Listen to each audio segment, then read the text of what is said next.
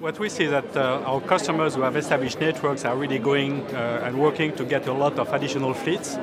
So we see a need for different type of terminals that will allow them to get people working in hospitals, people working with governmental agencies that today don't go into Tetra network because the terminal doesn't really fit their operational need on a day-to-day basis.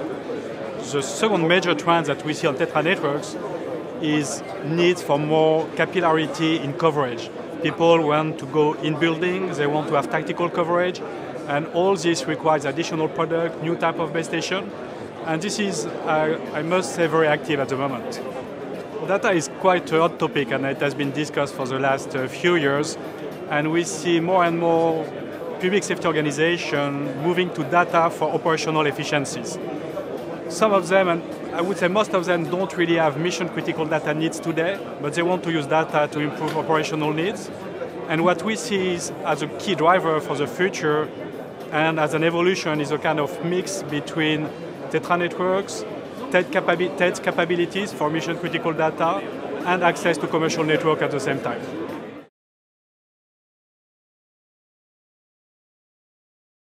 We see that the mix really makes sense for customers because people are not going to build dedicated broadband data network just tomorrow and replace Tetra networks.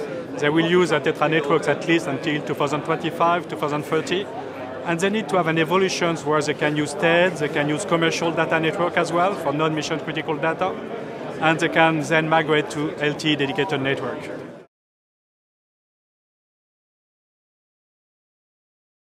It was a very interesting Tetra World Congress. I think the quality of discussion we had with customers has increased year after year. People understand better Tetra technology. The market is more aware of what they can do with it. There is some, I would say, improvement as well in the overall industry and users' understanding of what they can do with broadband data. And this has led this year to very interesting, detailed, and positive discussion with customers on the evolution of Tetra.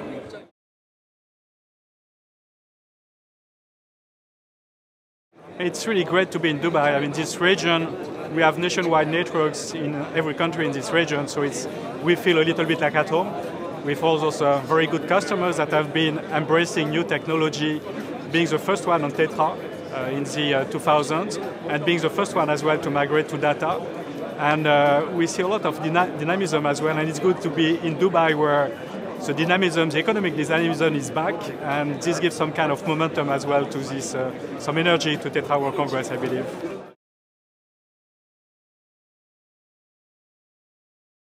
This is something that is key and is really significant.